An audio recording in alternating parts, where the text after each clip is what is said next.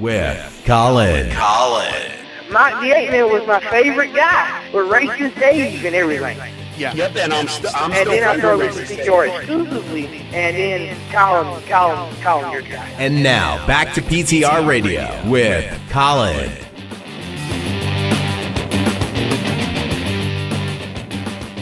Good evening, everybody, and welcome to another edition of PTR Radio here on the fabulous interweb. Been a couple weeks. I imagine a lot has changed for everybody. I've become a cripple, so you know that's something new. Become a cripple. Yeah. What happened? I blew up my ankle somehow last week. My left ankle just totally decided I don't want to be an ankle no more. It said I want to instead. This is what it feels like. All right, get yourself an ice pick. All right, sharpen it really sharp. All right, and then every time you step on that foot, jam it right into where your ankle turns into your foot on the top. Just right into a nerve as hard as you can every time you take a step, because that's what it feels like.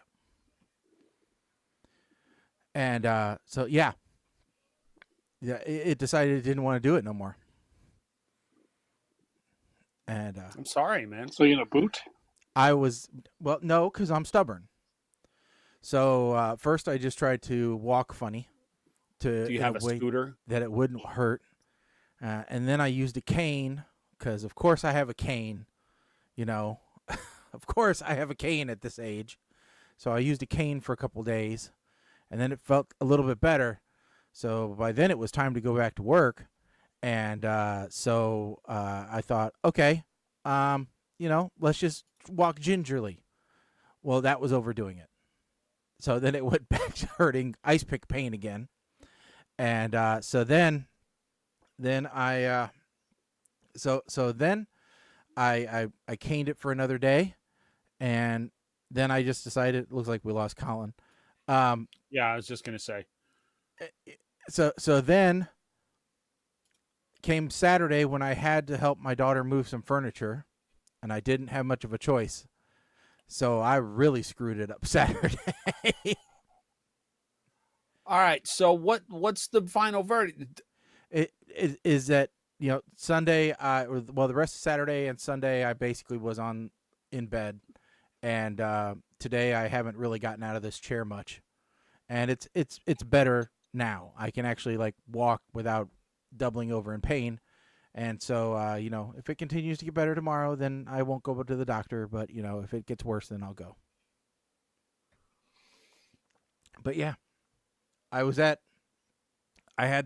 went out to dinner with my folks on Saturday night after moving back, and I had my cane with me, and I was hobbling pretty bad.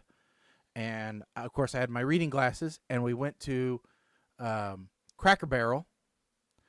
And I said, okay, I have almost completed the old man kit. I am at Cracker Barrel at 7 o'clock with my reading glasses and my cane ordering dinner. All I need are some hearing aids, and I have the complete package. So,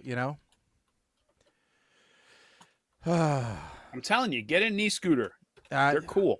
Well, my sister-in-law offered me her boot. So, Yeah, but if it's the ankle, you're still going to be putting pressure on it with a boot.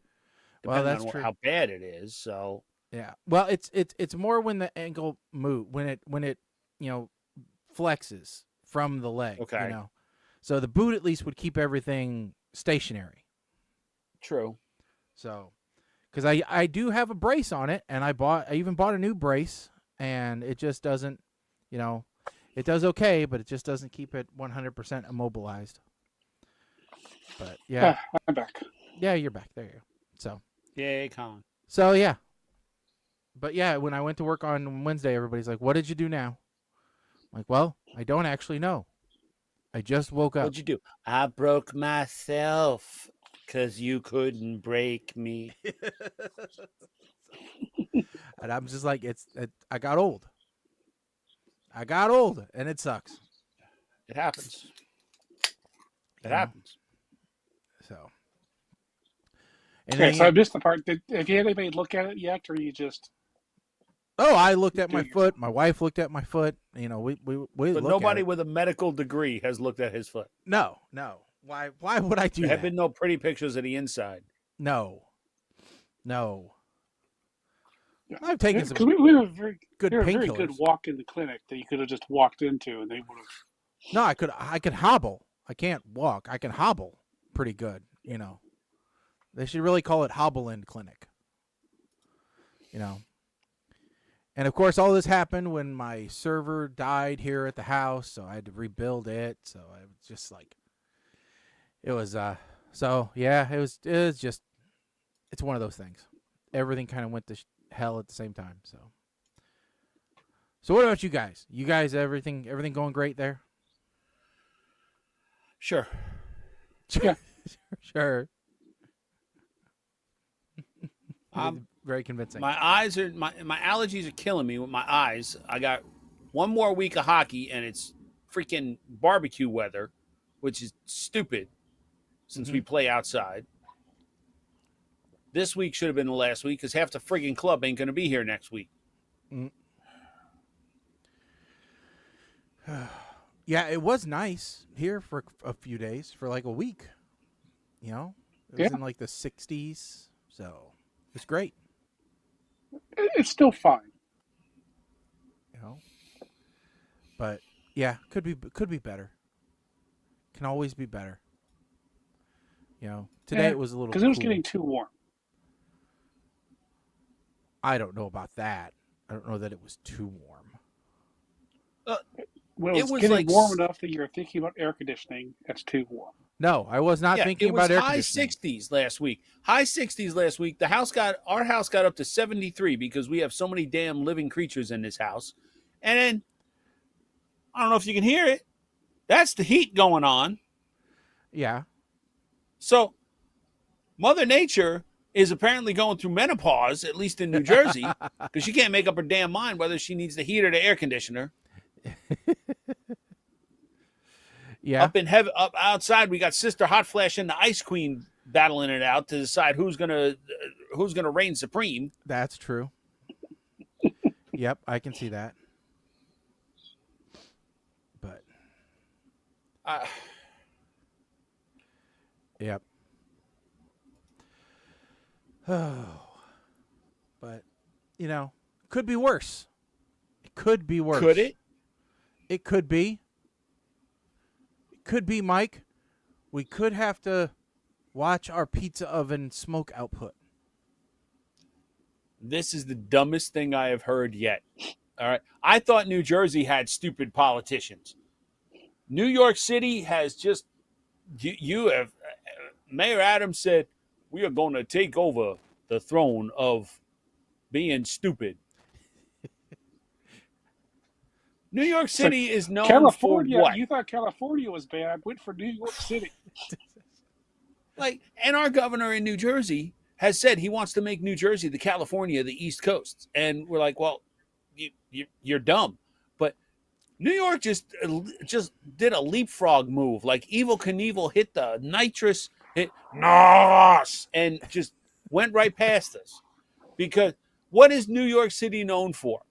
There are two things when it comes to food that New York City is known for: bagels and pizza. I thought you were going to say cheesecake. New York cheesecake is a myth, and we'll get to that some other time. What about pastrami? Pastrami you can get anywhere. There's nothing exclusive that makes New York pastrami good other than the fact that you have famous delis. That's it. Yeah. Right? Pastrami started there in the United States. That's the, but it's not a thing now. Well, and arguably, since Ellis Island, a lot of ethnic foods probably started in New York. Who just don't get credit for it because, well, some people just kept going when they got through Ellis Island.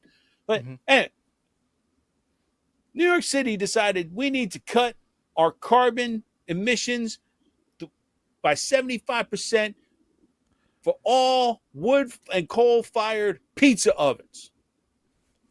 And pizzerias are like, Do what now? And by the way, we could you ship have them to do all- it by April. We could ship them all Oh, those really now? solar ovens. Can we ship them all those camping solar oven things? Because, I mean, everybody knows that when it comes to like wood-fired and coal-fired pizza ovens, they're like cast iron skillets. The more you use them, the better season they get and the better they cook. Yes. Some of these are decade. Oh, and by the way, it's not just pizzerias, it's matzah bakeries too, because apparently I did not know this, being I am not Jewish, but matzahs are baked in the same kind of ovens as pizza. Yeah, I don't think you want to piss off the Jewish community and mess with their matzah. Well, guess what? It's not a good idea. It's going to cost, some of these pizzerias have invested $80,000 on air scrubbers in order to meet this new guideline. These are small businesses that were practically crippled and shut down during the pandemic, and now you're doing this. I'm telling you, this has got to be one of the dumbest things I have seen yet. Yeah. And here's the thing. I could see it on the coal. Okay? I could definitely see it on the coal-fired ovens. You can look at that and say, okay, maybe you should put some scrubbers on them or just stop doing that. Okay? Mm-hmm. Burning wood to cook pizzas is carbon neutral. Now, Because those are recent trees. Those trees grew. They pulled the carbon dioxide out of the air, and now we're burning them, and it's going back out. So that cycle, that's carbon neutral, unlike burning fossil fuels and coal. Now, well, we should be clear. Some of these coal-fired stoves that they're referring to are actually charcoal. So if they're hardwood, charcoal, charcoal. Same thing. Yeah, that's same thing, sure. Right? So we're not talking about coal as in, well, I got the black lung pup. Not that kind of coal. Not like what our power plant burns. So. No. So, but still, the smoky pollutants. Okay, well, what the restaurants are saying is you are doing nothing about mass transit pollutants. Yeah. You have not in. You're talking about going electric and going natural gas and all this stuff, but you are not making an aggressive move the way you're doing this. The bill just passed, and it's effective the end of April. I think the end of April. It's April something. Probably tax day. Who knows? So this is, I don't understand. This is as bad. And when I sent this to the white sheet, I said, this is as dumb as the New Jersey's plastic bag ban, because they banned plastic bags from like supermarkets. You and forced reusable bags to cut down on plastic pollution. However, every single freaking thing that I'm buying is in plastic or plastic wrap. So you're targeting one source, but you're not. So what they actually, there are studies that have shown that plastic usage has actually gone up as a result of banning the plastic bags, because people would reuse those bags. Single use is a myth, because like we would use it to put dog poop or squirt cat litter into, and now we're buying additional bags in addition to. I mean, Mike, if we, it doesn't take a rocket scientist to look at these numbers, right? I can, and the reason why I know that is because I am not a rocket scientist yet. Nor am I. Colin may be. In his spare time. He could be. But, I, do know how to use Google. And, and just a very quick Google search of New York State emissions statistics, all right, yields the following information, which is that The biggest usage, 19% of the largest portion, which is 44% of the emissions are from fuel combustion. 19% of that is transportation related, which is the highest percentage. So exactly what you said, Mike. If they really want to address emissions, vehicles. Yeah. Mass transit vehicles and personal vehicles. So so personal vehicles, their solution is what they call congestion pricing. Make it more expensive for people to drive. Make it more expensive when for the roads people are busy. who are commuting into Manhattan to work. Make it more expensive for them to get to their job, which is more of a case of, well, screw you, this job can be performed from home. Yeah. Which the companies don't want to do because the city told them not to do that because it was killing the businesses in the city, and it's a vicious economic cycle. Well, that was part of it, and then there's the backstory for the businesses that are not in major cities like Manhattan, where it's, oh, well, you said when you opened this property that you were going to bring this many people into that office, and that was going to result in this much local revenue. Mm-hmm. Because they'll be coming in. And so we're going to give you a tax break. Yeah. So if you're not bringing those people in who may or may not be leaving the building ever, let alone leaving their desk to buy coffee downstairs, just so you can get a property tax break. I'm not saying that's happening. I'm saying it could be happening. Wink, wink, honk, honk. Might be. Happens in every city, in every state, in every, in the country. Yeah. Yeah. It's quite disturbing. So, interesting. But yeah, and all of this, to surmise, breaking news, it came out today that somebody filed a lawsuit against the same mayor that is going after the pizza ovens for a sexual assault 30 years ago.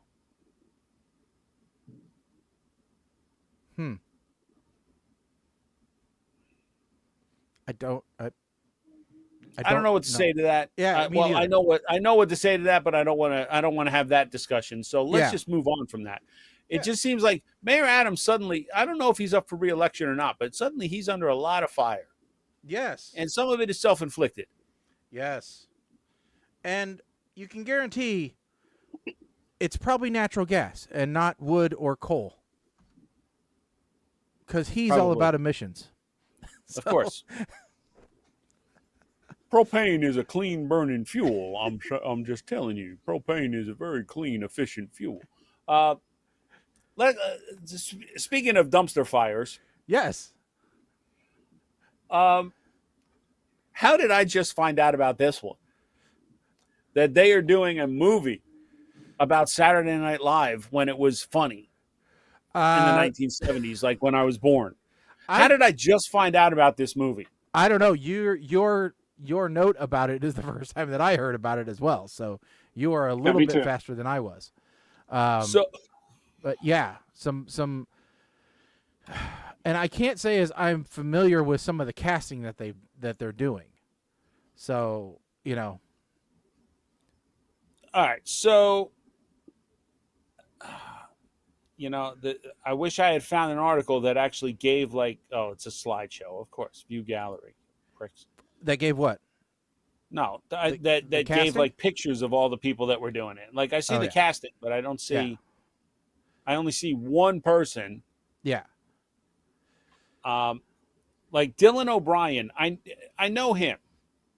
Dylan O'Brien is okay. I guess we should preface this.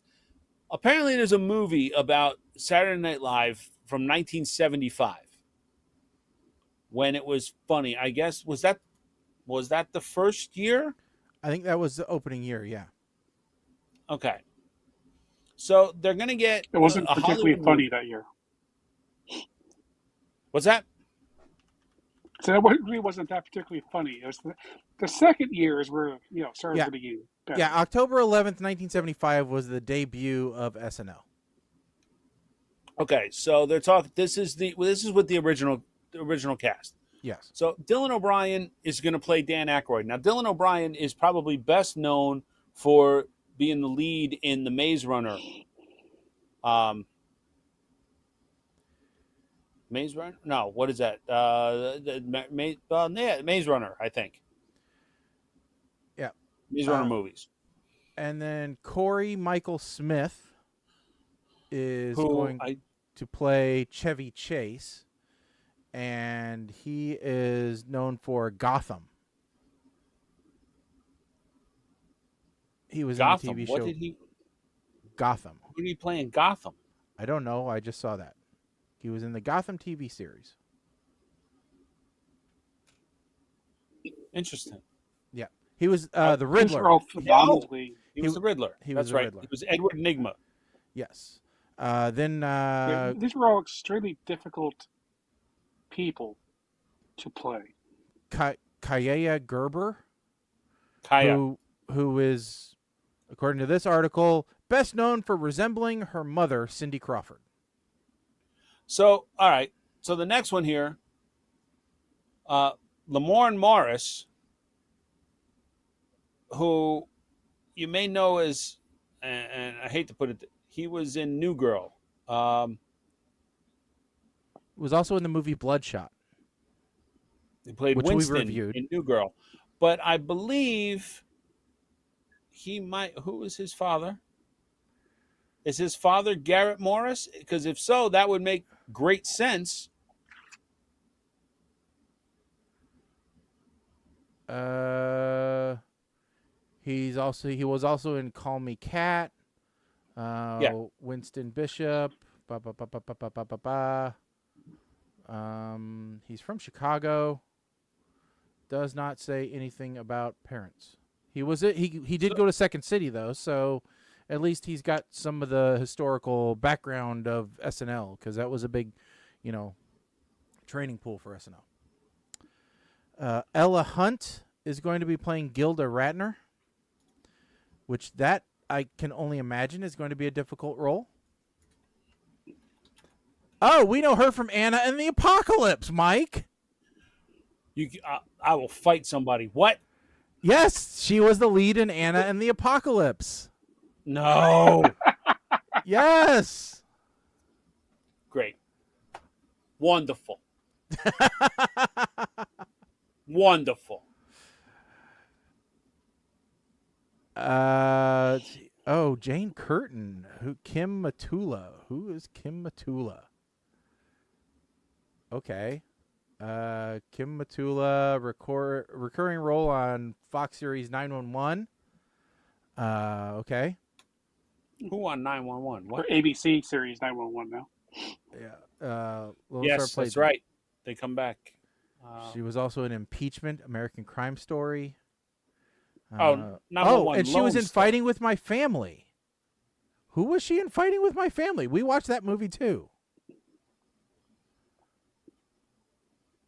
Huh, that's weird. I don't know who she was in Fighting with My Family. Now, so we're talking about this, like, one of the main characters is John Belushi from the original. Yeah.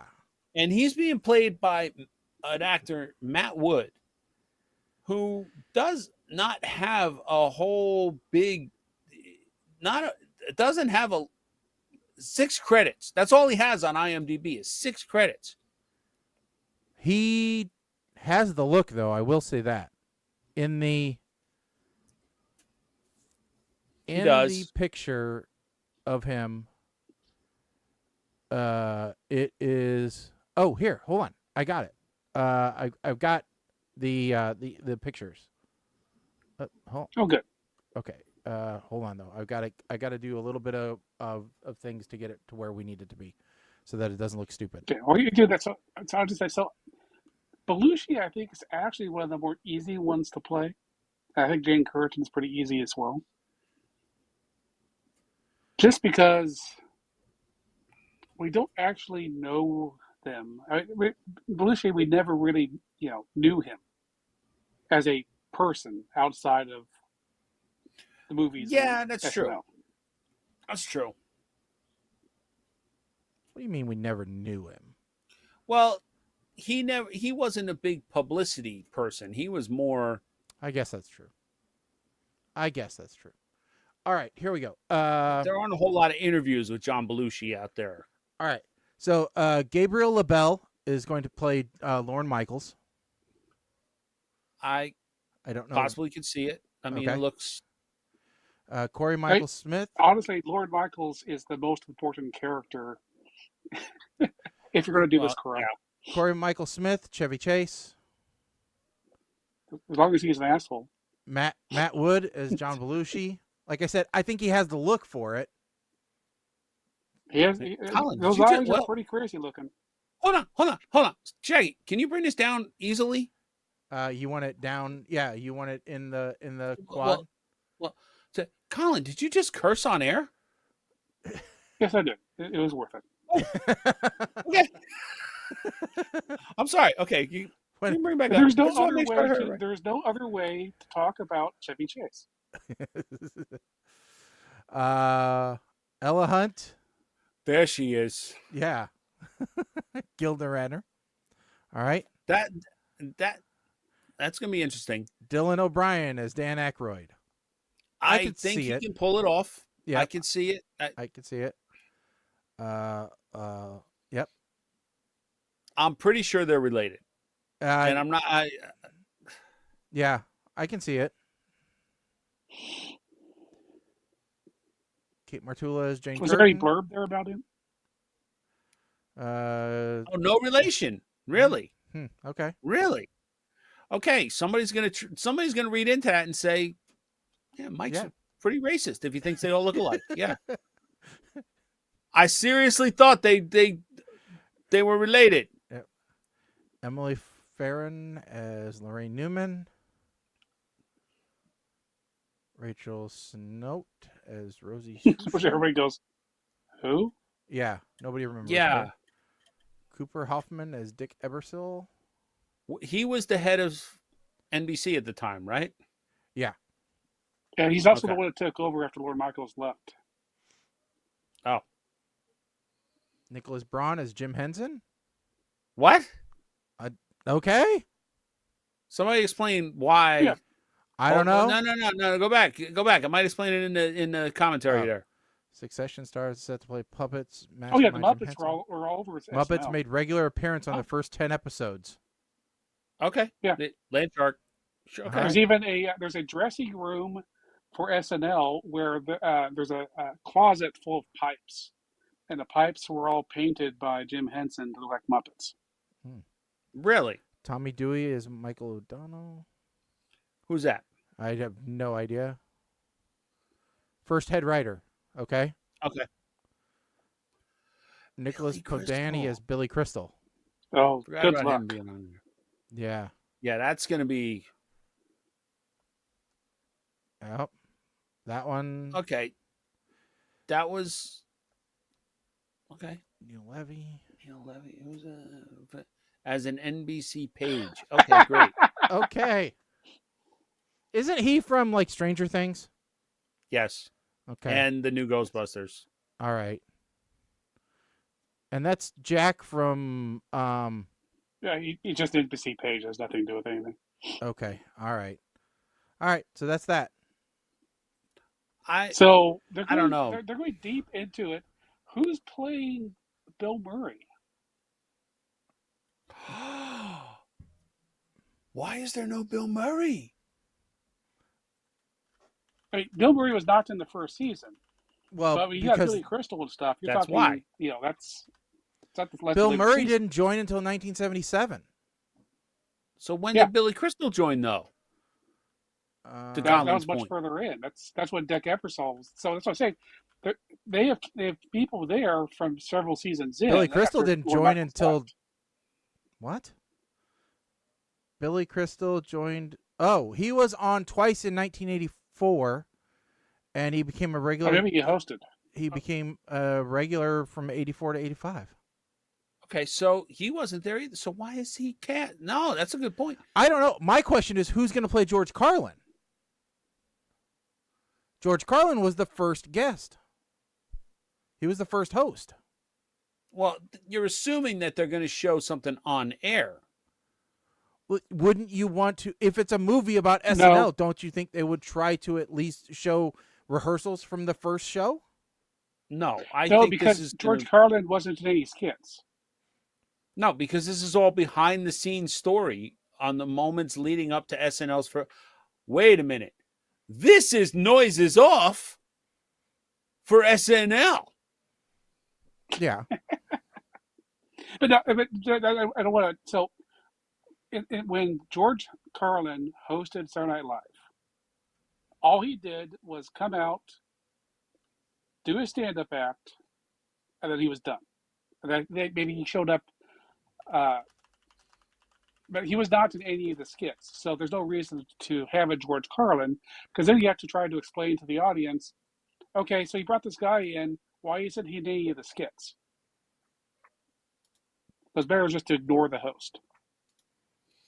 Well, yeah, and they probably didn't start having people in the skits until later on. It It was later in that same season, but it definitely was not. George Carlin famously was not in any skits, so I'm going to assume that was. So you're saying they based it on Hee Haw, because Hee Haw had the special guests, but they were never in any of the skits. And Hee Haw preceded SNL. So they wanted a New York version of Hee Haw. Pretty much. If it wasn't that Lorne Michaels was from Canada, I would say maybe you had something there. But Okay, I don't Laugh-In. think George. There were elements to Laugh-In, yes, but Although I don't know that Laugh-In had special guests. I know Hee Haw did, but Laugh-In maybe not. But anyway. yeah, I don't know the lineage before. I can tell you the lineage of Saturday Night Live, SCTV, and Mad TV.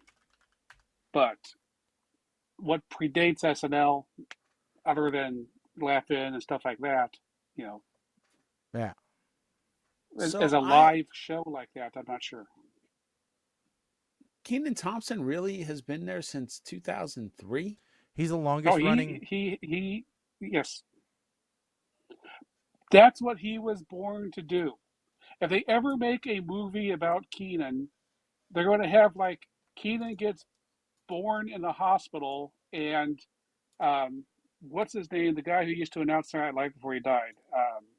Anyway, they're going to have like someone doing his voice, doing the announcement of this baby being born. Okay. I mean, he had a sitcom and stuff recently, but you notice when he had a sitcom, he did not leave Saturday Night Live. Don Pardo is who you're talking about? Don Pardo, that's it. Yep. So he did Good Burger, Michaels and finally retires. His obituary will be he did Good Burger and SNL. Good Burger 2, And the Mighty Ducks. Mighty Ducks, and SNL. He was in Mighty Ducks 2 and 3. all that. All that. Kenan and Kel, Good Burger, Saturday Night Live. If he's lucky, nobody will mention Mighty Fat Ducks. Albert. Oh, Fat Albert. Good Lord.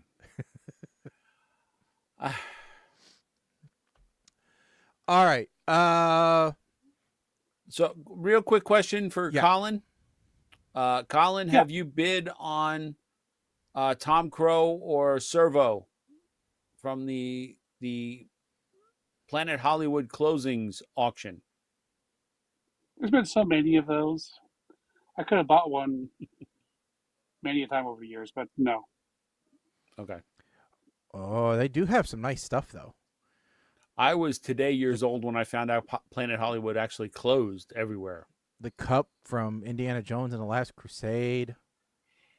Yeah, there's a couple of them. There's a couple of them, yeah. I looked through it and I was like, oh no, I got to stop looking through this. The because tablet my from the income Ten tax check is Commandments going to be deposited soon. So, yeah, my tax refund. I don't want to be looking at stupid shit like this. That's how I get divorced. I can't be doing it. You know, I was able to justify spending $2,000 on hockey equipment because, well, damn it, I use it every week. But you mean you don't want one of the jackets from Terminator 2 Judgment Day? I saw. All right, so you talk about jackets. It keeps popping up on my damn Facebook feed that on eBay apparently somebody's selling the suede jackets from the original Battlestar Galactica. And damn it, I remember as a kid that was something you could have gotten with like box tops from Cheerios. And I remember being all mad that I never got one. Now I'm going through my midlife crisis. I will admit that. You think I won't spend $180 on a suede jacket that I can never wear?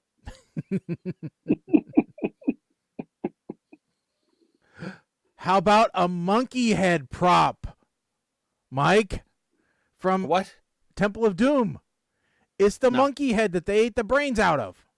No. If you told me it was a monkey head from like Planet of the Apes, that'd have been different.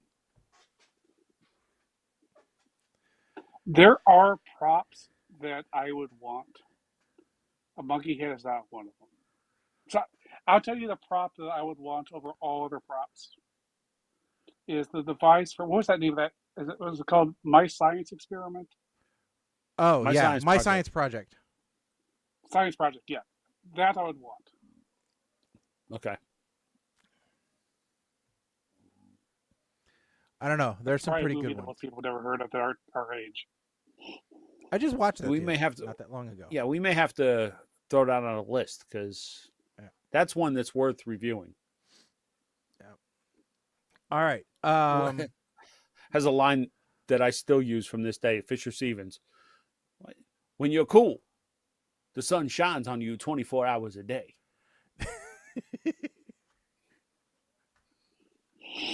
I rope that into the same quality of movie as House 2. No, House 2 or House Party 2? No, House 2. Oh. The almost comedy version of that horror franchise. Teresa, congratulations. I'm glad you're having Chinese food and cheesecake. Chinese food and cheesecake does not seem like it will go together. No, it's not like well, they have the. You could have Chinese and churros. I think those would probably go together. The crab wontons are kind of like cheesecake-ish filling, right? But that's not. I guess. Now there's a recipe for Chinese cheesecake. Maybe she should make that. She's on vacation this week. That's why you can eat Chinese food and cheesecake in the same meal, because I'd be on the toilet.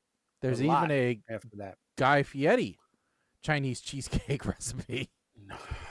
Guy Fieri has no business trying to appropriate Chinese culture. Two different cultures. He is about the complete. He's about as opposite of Chinese culture as you can get, as far as cooks. Speaking of culture, and what cultures are expected to do, and why you should not expect them to deviate from their culture. The Irish Navy evidently got into a little bit of hot water over the weekend because they were unable to respond to the request for them to participate in a drug bust because they were busy celebrating St. Patrick's Day. So let's just pause for 1 second to point out that the Irish Navy consists of one ship. Yes, due to staffing and equipment issues, they are currently defined as one boat. Which means we could, if it was a sea battle, we could take them out with the Coast Guard. Yes. Very. I think that's saying way too much for them. I Our think we Coast could- Guard's pretty good. We could take them out with the SS Minnow, I believe. But you There know. you But yeah, We could take them out with a cruise ship. yes, I think I think Carnival could take them out just by saying free drinks. All they have to do, So- they just have to put all the crew over the edge with the Jameson bottles.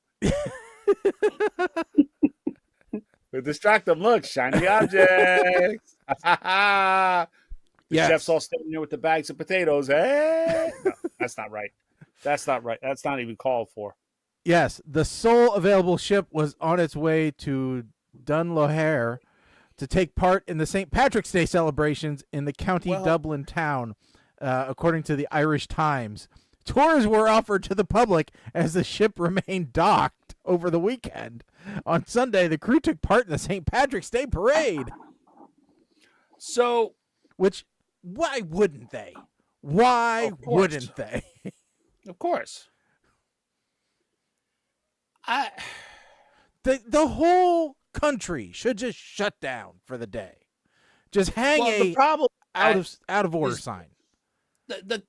if the country shuts down, you might as well just invite that. Okay, wait, we're going to shut down for St. Patrick's Day. We are. That's a signal. Oi, Seamus, tell all of our drug-running friends that this is the day that they have to deliver because no one will be working. Somehow I'm Scottish. And But it'll to me, be Scottish and Irish are pretty similar accents. they're neighbors. You know, like the Hatfields and McCoy neighbors, but you know, still they're neighbors. You know, but there wouldn't be anybody to receive the boat because they would be at the parade. No, they'd have illegal immigrants that are not Irish that were not celebrating. Excuse me, if you're in Ireland, you're Irish. That's just the way that it works. Because I'm looking at this picture of this parade, and I don't know that these Chinese people in this picture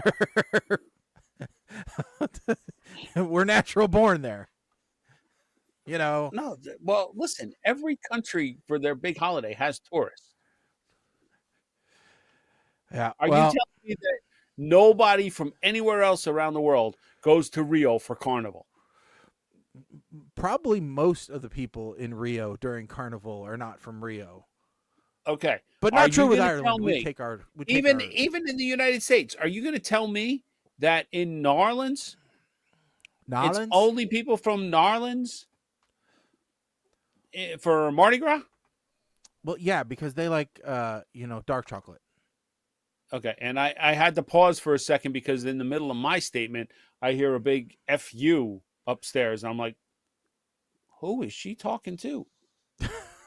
How did I piss her off this time talking about New Orleans? What?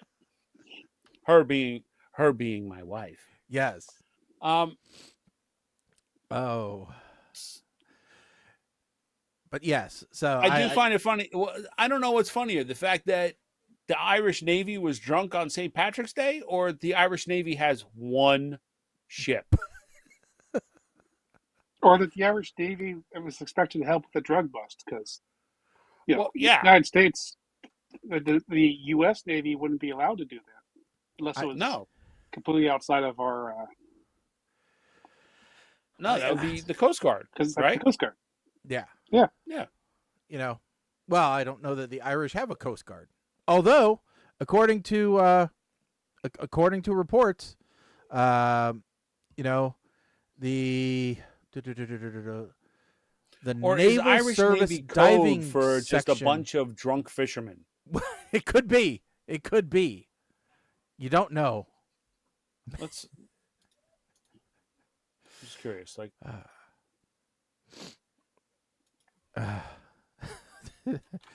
Cathal What Berry, a kind former officer of and fish? independent MP for Kildare, told the newspaper it was unacceptable that there was just a single ship on duty.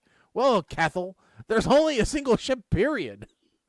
Yeah, I was gonna say, technically speaking, there was no ships on duty Yeah. because they were definitely not on duty. No. Okay, so Ireland has fewer ships to patrol its waters than at any other time since the 1970s currently. The Prime Minister defended Ireland's commitment to security after a report by the London-based policy exchange think tank accused Dublin of freeloading on defense by relying on the Royal Navy to protect its waters.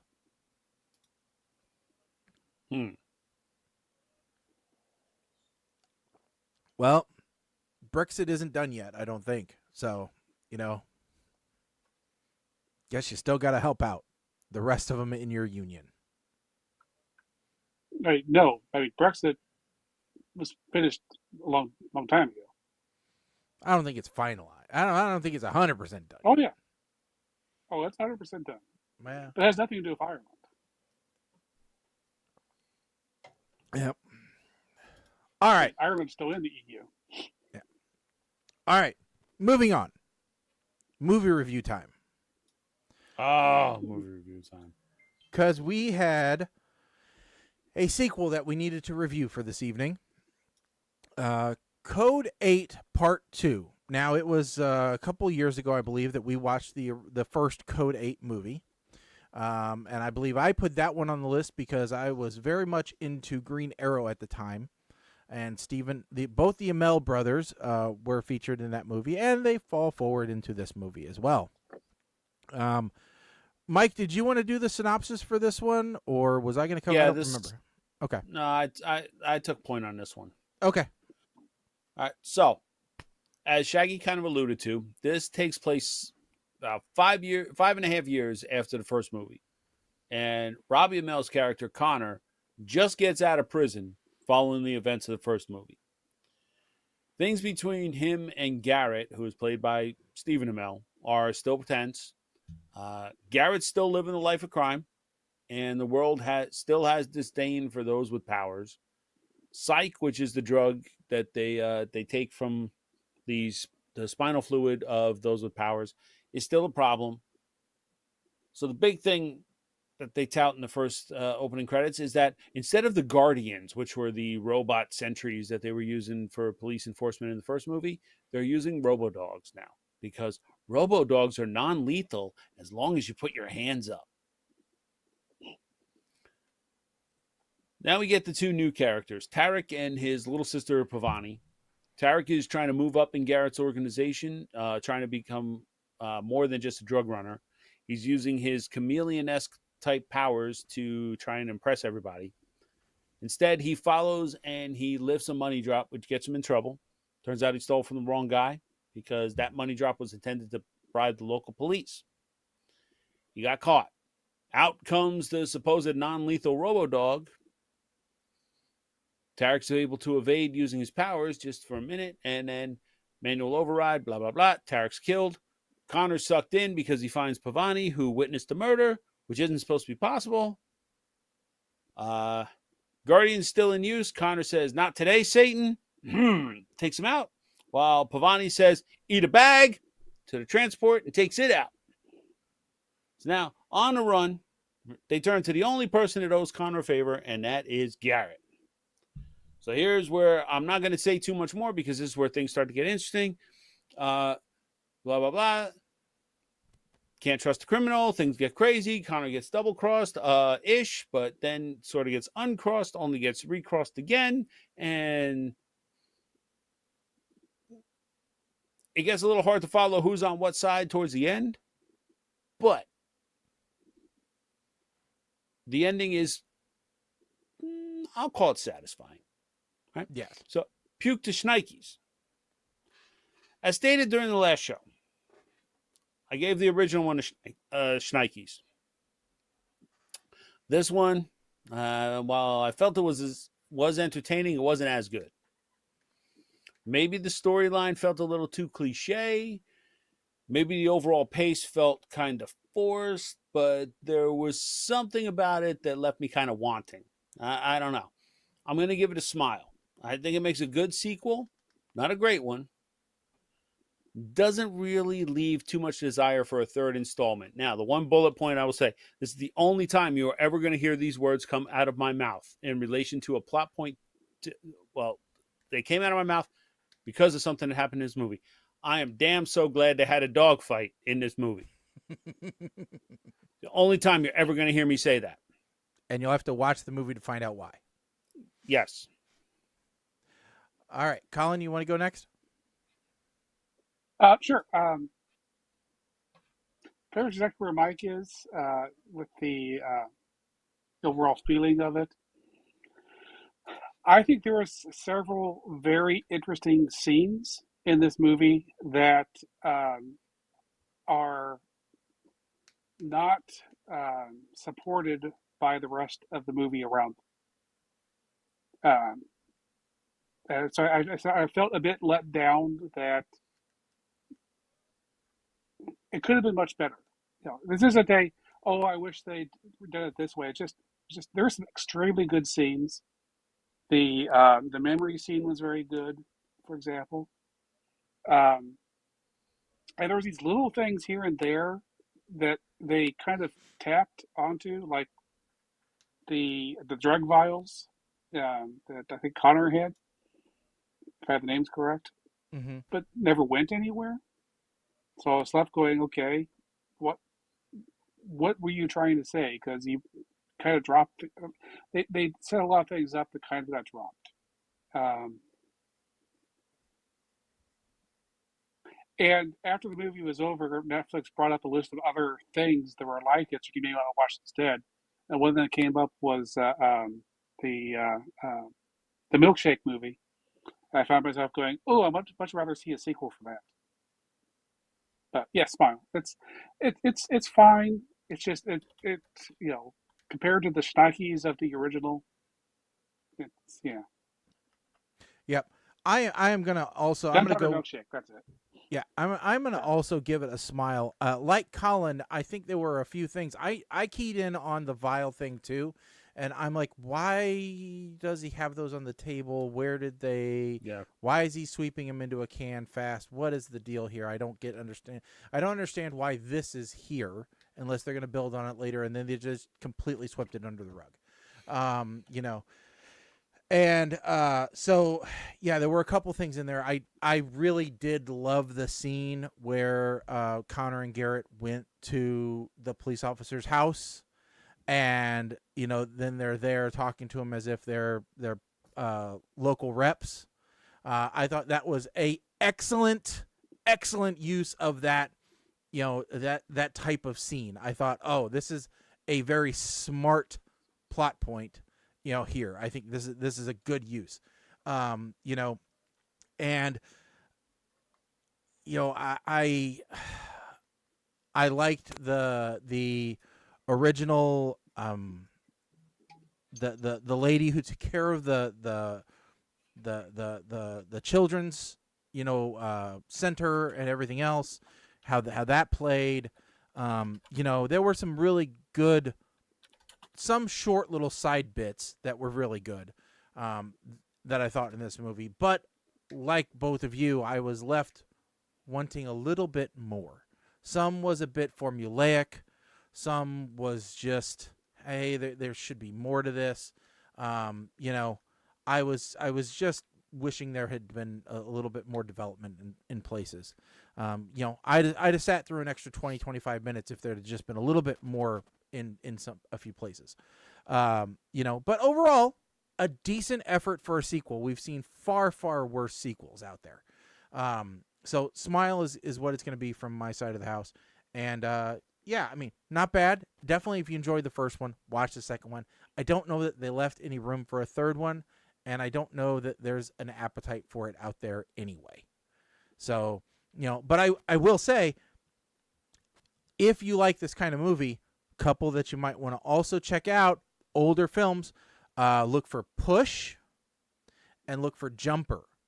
I believe we might have reviewed them. If not, we definitely have talked about them at some point. Both also excellent films if you like the superhero genre. Great films to look at. We have not reviewed. I know we've mentioned Push before, but we've not reviewed either one. Yeah. And if you notice my face, I hate Jumper, but that's because the book's better. Yeah. Well, everybody who reads says that. Everybody who reads I- anything says, "Oh, the book's always better." I'm constantly having fights with my wife and my daughter about. Okay, the so book's always better. All right, so you bring up an interesting point. We got a couple of minutes here we can fill. Is there ever been a case where the movie was better than the book? Yes. And there are definite cases where the movie and the book are both equally good.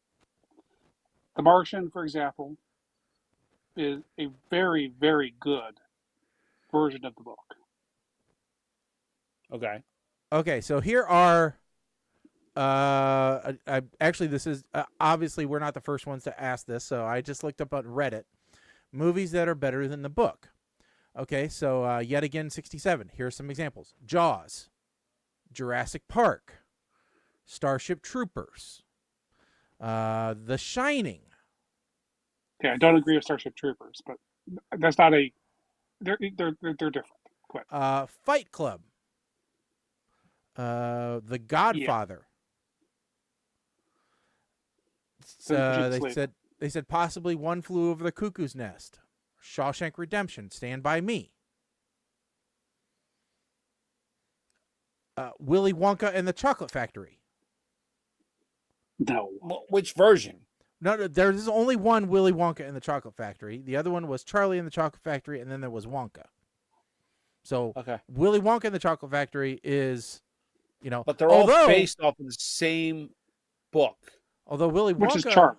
was a failure at the box office.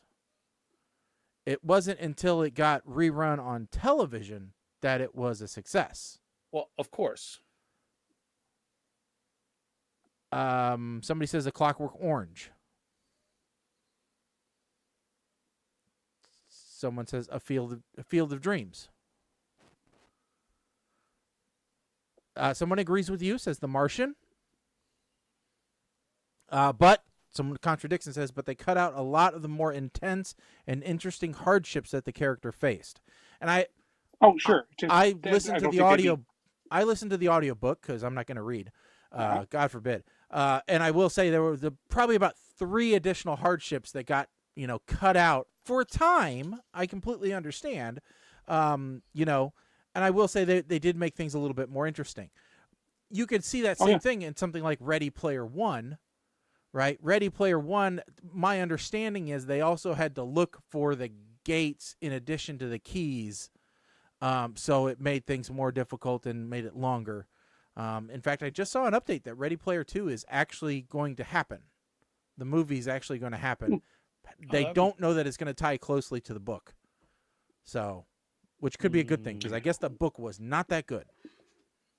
So, when you listen to The Martian, who was the narrator? I think it was on a bridge. So, I think it was original. I think it was the author. No? The author never read it, but there were 2 different versions of it. Was it Will Wheaton? It might have been. Might have been. If it was the Will Wheaton version, I'm sorry. Oh, who was the other one? If it was the original R.C. Bray version, that's one of the best audiobooks ever recorded. Oh, well, maybe it wasn't Will. I don't remember. Oh, no, wait. I was trying to listen to Will Wheaton play Ready Player One. So that was the first time that I heard Will Wheaton do an audiobook. So then it wasn't Will Wheaton. It was the other one. What happened is the publishing rights went to a different company, but they didn't get the publishing rights for the original recording from R.C. Bray. So they actually had to have a new recording of The Martian done, and they had Will Wheaton do it. And Will Wheaton is a fine narrator, but the original R.C. Bray version of The Martian, as I said, is one of the greatest audiobooks of all time. Here's one that'll be controversial. The Lord of the Rings. They said was a much better movie than a book. No. I would never spend my time to read those books. Good Lord, those are I read it. Epics. I won't First spend grade. my time watching the movie, let alone read the book. Yeah. Well, no, that's read not that true. book The in first first one I grade. will watch. The first Okay. one was good. The rest of them, when the trees start walking, I'm done. Forrest Gump, great film, train wreck of a book. Yeah. So there you go. There's some. Devil Wears And then the sequel to Forrest Gump was an even worse book the Devil because he Wears hated the movie. The Devil Wears Prada. Evidently, was a much better with Glenn Close. Evidently, much better. Oh, wasn't the sequel like he winds up being broke? I think so. In Well, Forrest Gump, they made a movie about his life, and he is very bitter about it because he doesn't like it. All right. Time to pick our next film. All right. 1 to 23. 1 to 23. Oops. How about I turn the num lock on before I type buttons? 13. Damn. Oh, Lord. I got a feeling this is going to... Why do I feel like we watched this one already? What is it? Knights of the Zodiac. I put it on the We list. watched Knights of something. We Knights watched of Badassdom, I think it was. Knights of Badassdom. I don't remember watching Knights of the Zodiac. It's on Netflix. I know that. When a headstrong street orphan unwittingly taps into hidden powers, he discovers he might be the only person alive who can protect a reincarnated goddess who was sent to watch over humanity. Released in 2023 for a made a box office of $7 million on a $60 million budget. Well, we'll see if we can redeem this. What a flop! Wow. What a flop! This can't be... Wow.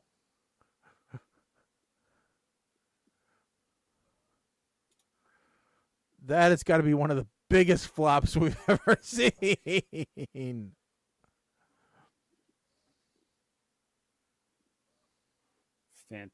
This will be fantastic. Yes. Okay. I would tell you this, according to an early review, says the fantasy action set pieces are amazing and where most of the time was spent.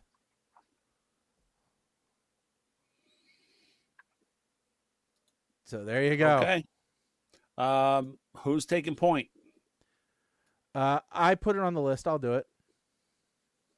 Okay.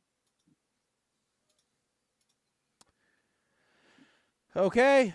Well, that is all we have for today. Thank you, folks, for tuning in. Don't forget to tell everybody that you know about the show. We will be back on April Fool's Day. We'll be back on April 1st, according to the calendar. That's right. We'll be here on April 1. That's going to be fun. Yes. So don't forget to tune in. Don't forget to check out our social medias at PTR Radio on Facebook and Twitter, Instagram, X, Threads, all the other fun stuff out there. We don't post often, but when we do, it is gold. Yeah, not really a whole lot else to say right now. End of next month, I'll be hosting the trivia night. Hope everybody can come by when that happens. But more details on that on the next show. So I don't really have anything else to say. You guys got anything? I got nothing. Nope. All right, folks. Well, then stick a fork in us. Folks, we are done. I'm Shaggy. I'm Colin. I'm Mike the Ape Man. Later.